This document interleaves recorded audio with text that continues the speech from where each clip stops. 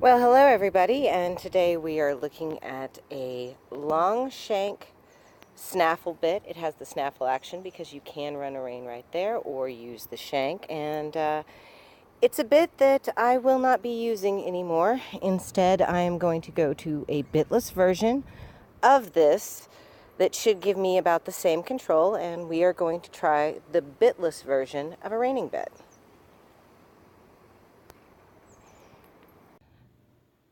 Okay, so what we have here is basically a mechanical hackamore, but it just has a strip of leather to distribute the pressure along the horse's nose evenly. It also has a fairly long shank that is, about the length of my hand, so it will have some pressure. Now it's set up to go on the bridle right here, and back here it's supposed to have a curb chain or curb strap. I'm just going to reuse the other one that I'm taking off the other bridle over here, and we're going to get this all rigged up.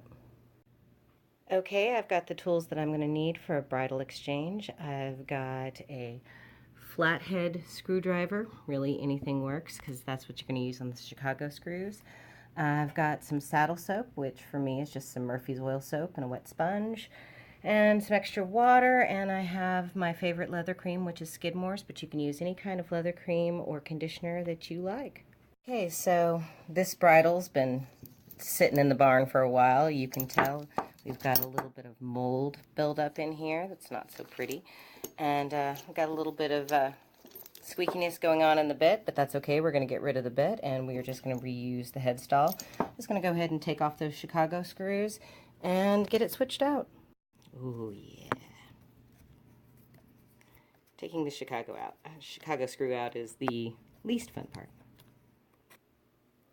Okay, now we got the bit off, and now we're going to go in and go ahead and get all this leather all nice and cleaned up and conditioned, and put the hackamore back on it.